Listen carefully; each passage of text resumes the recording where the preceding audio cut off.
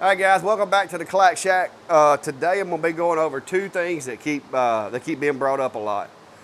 One of those things is air assist. There's an argument apparently amongst laser engraver folks of do you use the air assist just for cutting or do you use it all the time? So I'm going to give you my opinion of that and my practice for that. And the second part is a lot of folks have sent me messages and commented on, I've done this weekend, I've done several little small burns, just little knick-knack things. But the bulk of the work I've done, I have burned 100 of those little ink bandits for May May. And I got those to her, by the way, and we'll touch on that. I've done 7 stove cover burns, and I've cut out and engraved 7 hat patches this week with the D1, and I haven't cleaned it. I did take my honeycomb out one time while I was using it to do the stove covers, and I vacuumed out my work bed just to get the dust out of there. But other than that, I haven't touched it. So I'm gonna bring you along for that, show you how dirty it did get, and show you what I do when I clean it. Because I did a video before, but apparently people missed it. So if you'll stick around for a few minutes, those are the two things we're gonna tackle in this video today.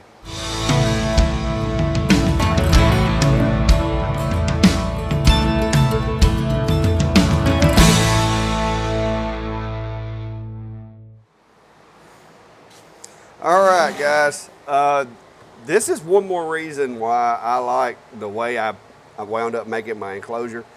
And I've had a lot of people ask me about designs for the enclosure or whatnot, but to be honest with you, when I built it, I started with a 24 by 24 base, and I just kind of built it out. The only thing that I did take into consideration was I wanted to be able to use my camera, and so I tried to give myself enough room for a camera. If you're looking at doing an enclosure, like I said, start with a 24 by 24 base. Mine has the vacuum built into the bottom, and so that was easy for me to start because I created that bottom piece with the holes in it to suck all the air downward instead of pulling it across my workpiece. So I'm going to kind of squirrel a little bit on some of this stuff, guys, because I have had so many questions this week and I've been too busy to really touch on every question. But the first thing is I'm going to show you for my build here, all I have to do, I have this little hole right here which serves as, I don't know if you can even see it. Hang on. Okay, yes, you can see it. So you can't see me, but you can see my finger here. This little hole here just serves as the location for my power and my USB, okay? I'm gonna do something different with my air hose. What my plan is I'm gonna take and reconfigure this, and I'm gonna put me a little air fitting underneath here so I can just slide that hose on. But until I get that fitting and get it put in, what I have to do is come over here to my compressor and take the hose loose and pull it back through this hole right here to get the D1 out. Once I do that, it's as simple as lifting the machine up and straight out. Now I usually leave my jig adapter on there, and for some of y'all are familiar with that. And while we're on jig adapter and honeycomb holders, I did have to make some modifications to my design. I had a fella message me, and apparently XTool, these legs, apparently XTool either decided to make them a little bigger or ran out of stock and had to borrow some or something. But apparently these 25 millimeter diameter legs are not always what's on the machine. Apparently there's some 26.3s out there. So I've updated my files for anybody that wants to download them that has that machine. But that was the first time I'd heard that, so I'm assuming it's rather new. But as you can see, let me get you up here a little closer. I want you to be able to see exactly what it looks like, guys. I mean, like I said, I've not cleaned out. Disregard the ant spray. I had some ants in there, and while I wasn't doing any jobs, I decided to spray some ant spray in there because between the cat food and drinks and stuff like that out here, I'm battling ants right now, and I've got to go buy a couple gallons of spray and really spray. This over-the-counter stuff is not working. But as you can see, it is really, really dusty. I mean, engraving, you wouldn't think that engraving would generate dust, but between that and the sanding and stuff that I do outside, this box pulls air in from outside, dust just accumulates in here. I do have plans, however, to fashion myself a air filtration system for the intake, so that the air going into the machine will not be dusty, because I work in a very dusty environment. But that's something for another day. But then the honeycomb just lifts out, guys, and as you can see, it is very dirty. And if you look really closely, you can see the outline of the bandits I've been cutting. So I'm going to take that out and move it over here to the air hose, because that's how I'm going to clean that.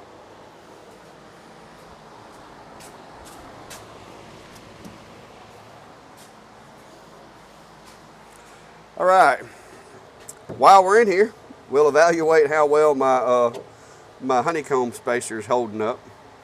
It's sticky. It does actually have some minor engraving on it, but that's not really a concern. It's just it's got some pretty decent etching. So I guess you can etch clear acrylic if you place it under your honeycomb and let it get dirty. So but you can see all these little holes. These are from the leather patches. These are the little divots that come out when I'm engraving those leather patches. These divots come out of the holes. So the first step to me cleaning my enclosure is I got to have my shop vac, and it's not the shop vac that I use in the XTool. It is the one that replaced it, because the one I'm using on my vacuum table actually used to be my shop vac out here. But I upgraded because some of my tools have a larger hose, and so I've got this guy now. But basically, I'm just going to vacuum this out and clean it real good.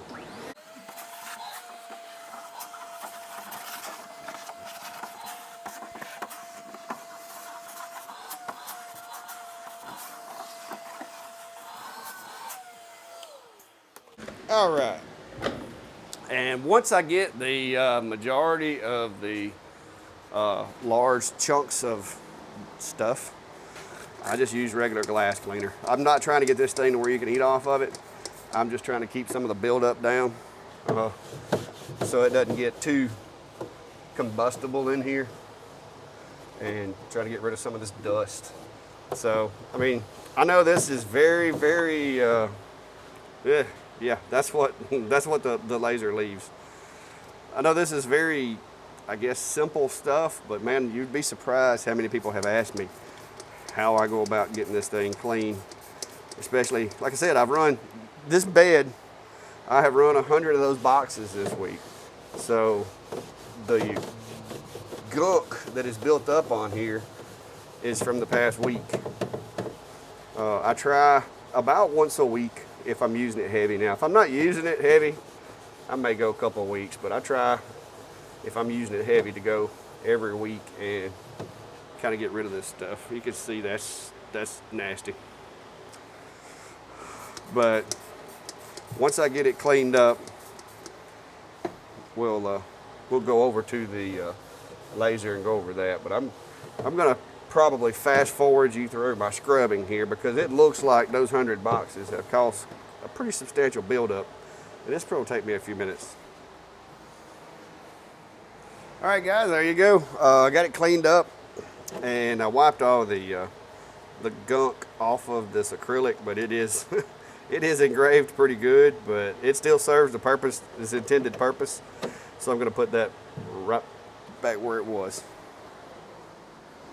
All right, guys, I hope the wind noise isn't too bad, but I'm going to stand in front of the fan on this one. So this is going to be the first time I've taken this thing apart, and this is some pine that I've got enough left to do one more stove cover, and that's probably going to happen sometime this week.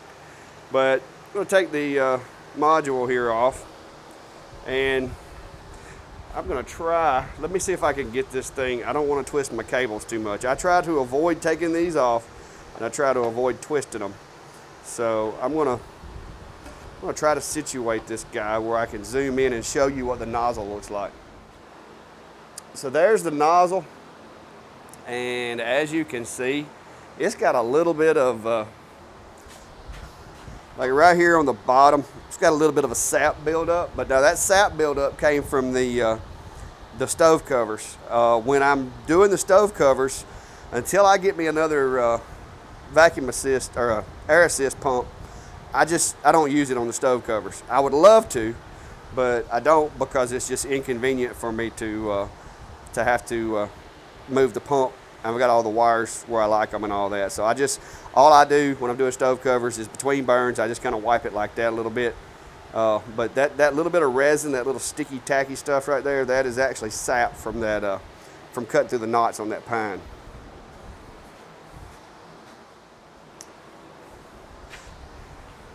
All right, guys, and let me grab my XTool toolbox here.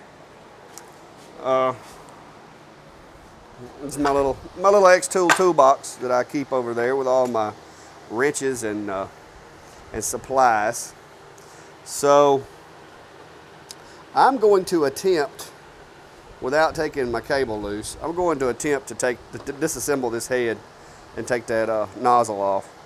Like I said, I hear all these folks talking about how it gets stay stopped up, and I'm not arguing that their personal experience it may stay stopped up because I'm not there with them, but I think sometimes we give things a bad rap because maybe their cleaning regimen or their configuration on their machine doesn't warrant itself or doesn't lend itself to keeping the machine clean. Several people have actually made a comment, and I can't say that this is true. I can't say that it's not. Hey everybody, Guinea says hey back there, by the way.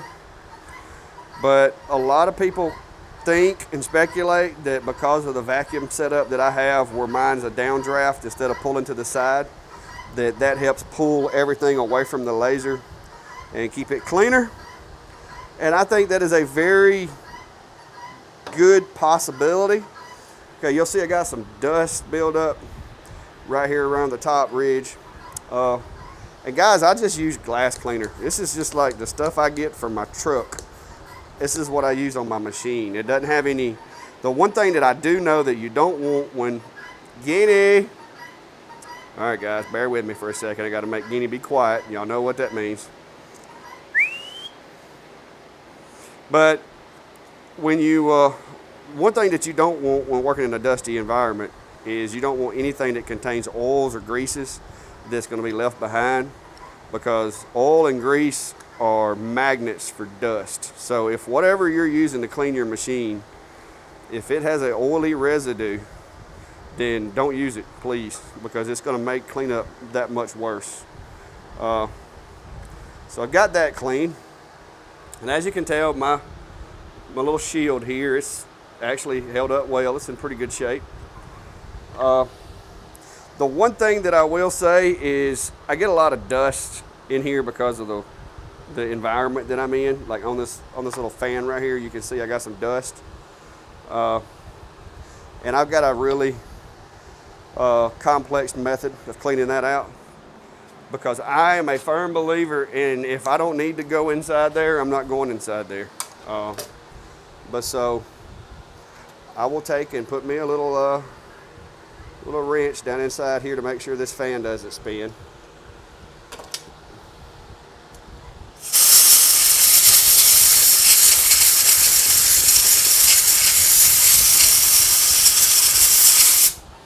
And then I do the same thing on the front side, blowing back that way.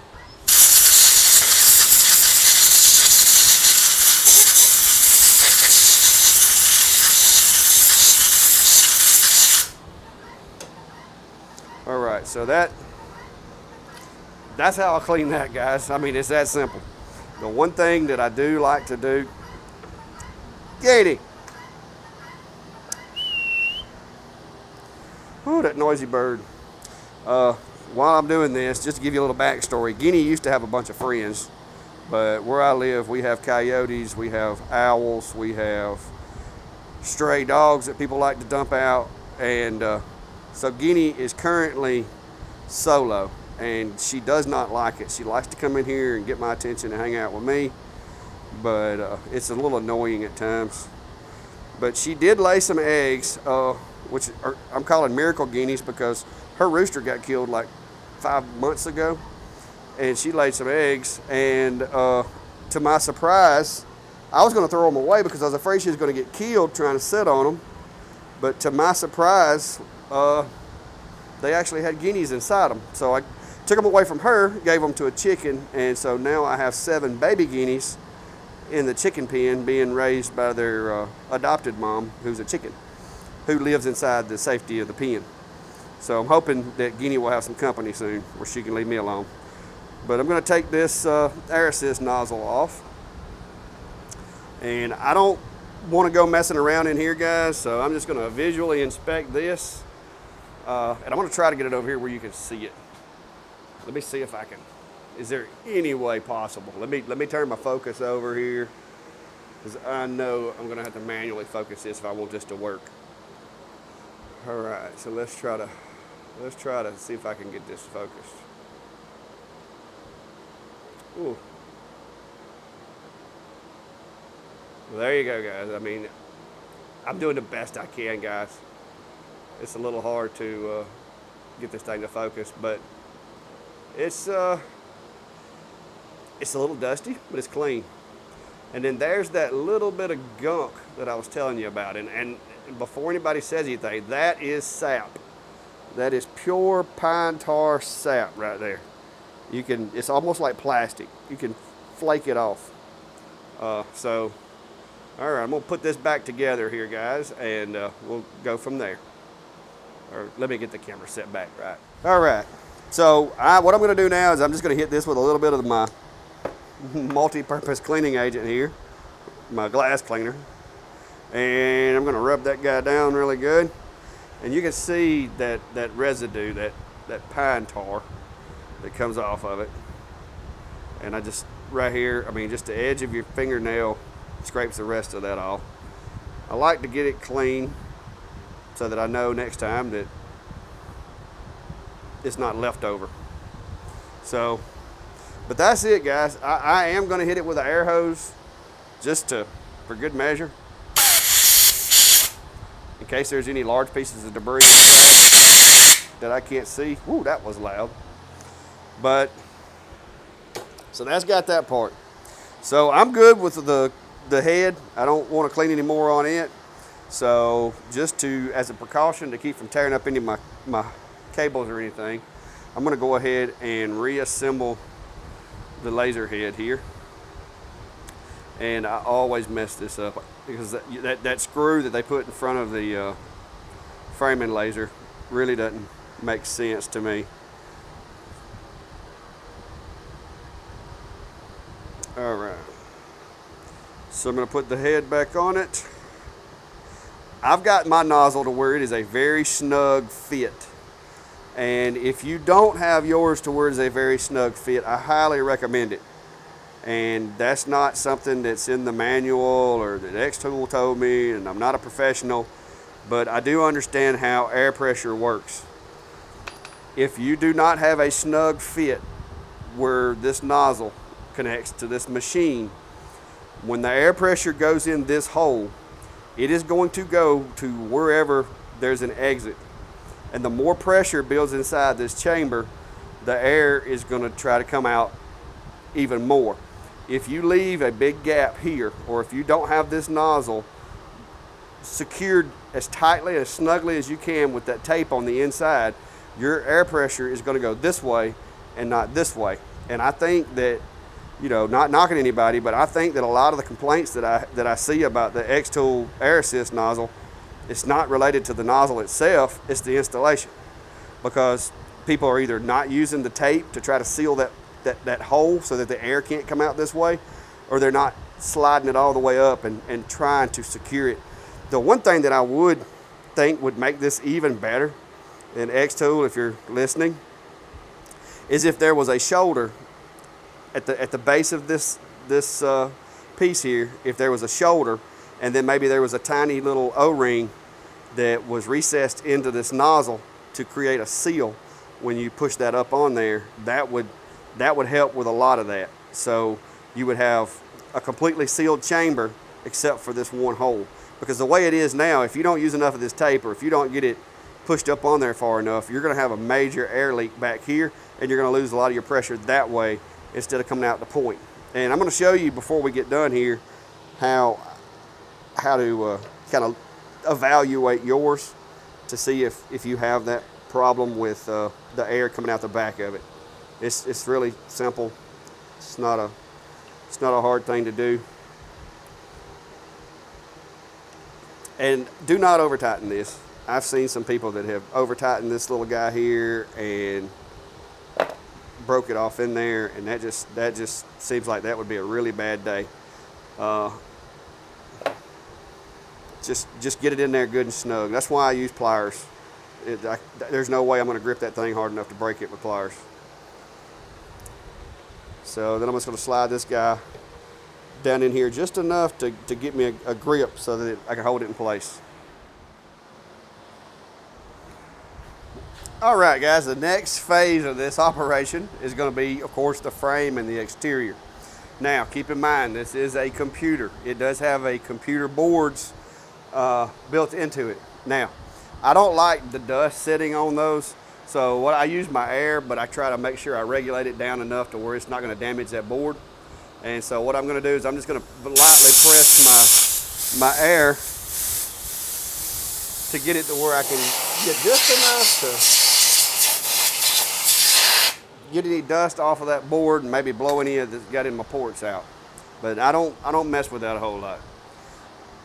The next phase is I just wipe everything down on the exterior of the machine with a rag, and the way I do that is I put my spray on the rag and then wipe it. And I kind of borrowed that from the IT world where you don't spray cleaning substances directly on computers. It's just not a good idea. Especially this stuff, because this is not straight alcohol. This has got alcohol in it. It's a glass cleaner. It's made to evaporate quickly, but it does contain water. So I don't want to spray water in any electrical components that it could damage. So I'm just wiping this down, and this is more or less cosmetic. The only part that I would say is part of the mechanical is going to be this rod on the top right here. You're going to want to make sure you get that guy clean, because it does play a role in the laser head moving. The reason I like to take mine out of the enclosure is for this next little part right here. To clean those wheels without having to disassemble this machine, what I do is I put me a little Windex on my rag, and I just kind of take and I'll roll this guy over here as far over as it goes. And I'm going to just basically, I'll try to do it on this side where you can kind of see. I'm just going to put some downward pressure on that little wheel, just enough to wipe it. And I'm going to roll this back the other way. And what I'm doing is I'm letting that wheel run on this rag, and then the rag is cleaning it. So I don't have to disassemble it to be able to clean those little wheels and get that grime and any dust or particles that may have got compressed in there out. And so just going to ride that thing back and forth, making sure I get it nice and clean, making sure it's shiny. Make sure you got everything off of these rails here. There's a little crack there that you may have to, kind of get your fingernail or a stick or something to get in there, and you get that crud out of it. But that part is pretty self-explanatory. It's easy to get to. You've got a total of these rails. You've got one here, here, here, and under here. So you've got each part of this. You got two here, and two there. The kind of the lazy way, I guess you could say, that I do it is I like to just move my gantry out of the way, and I'll clean the bottom ones first, and just take that rag with a little bit of cleaning agent on it and just clean this rod everywhere you can get to it. And you can see it's got some gunk was definitely building up in that one. Same thing on this side.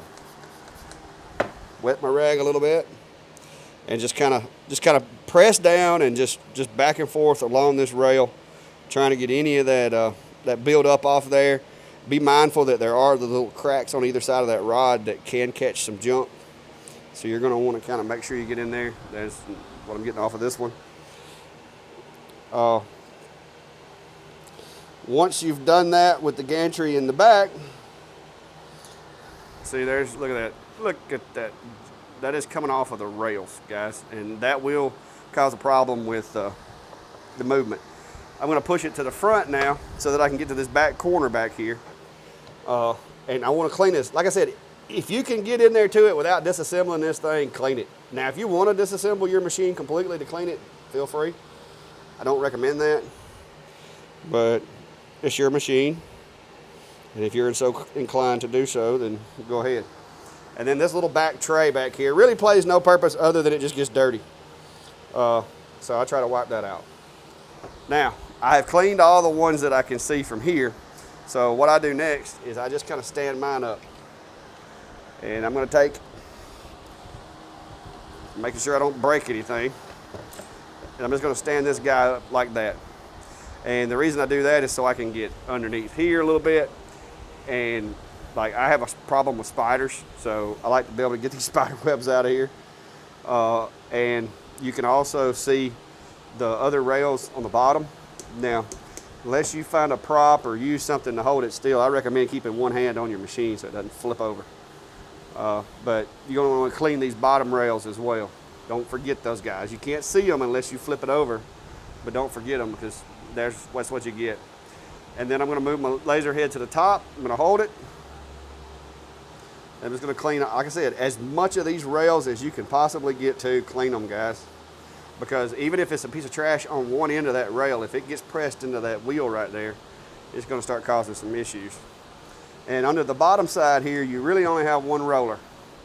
So I do the same approach that I did with the others. I just kind of press the rag. Now be careful, don't get it caught in it, because it will try to run over it and get caught in that wheel and pinch your rag and kind of hold it still. But I just kind of press this up against it, trying to make sure I'm getting a good wipe on it. And got a little trash off of that one. And dislodged a couple of pretty good sized little pieces of wood chips that had gotten behind there. So got that part done. And then you've got the two rails under here that you're going to want to get too. Like I said, they're kind of tucked away, but they're just as important as the ones that you can see. So make sure you wipe those guys down real good.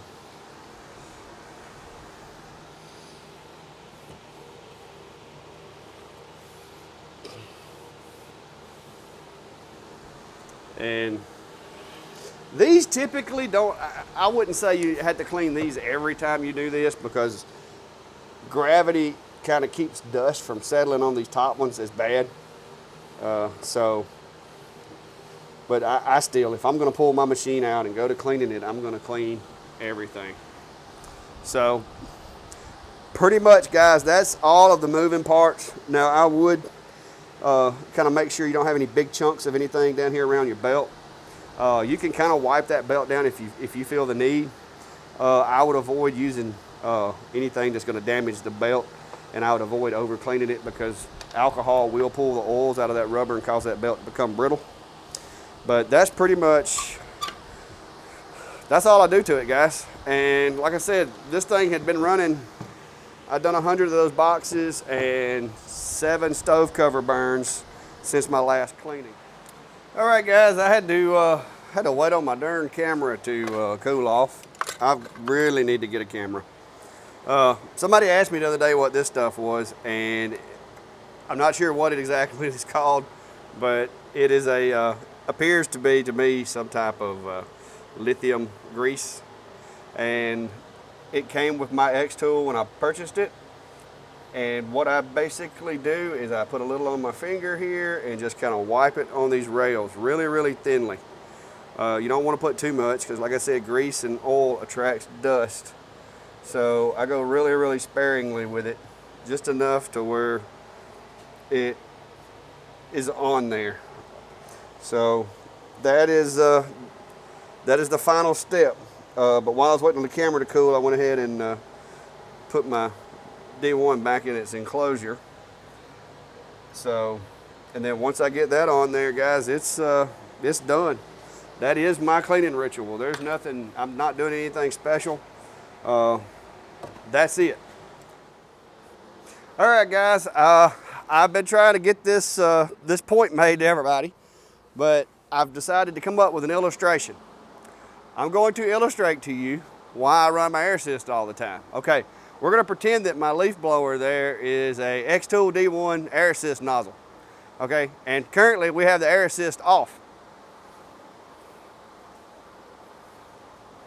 Okay, Air assist off. All right, guys. Now we're gonna have air assist on.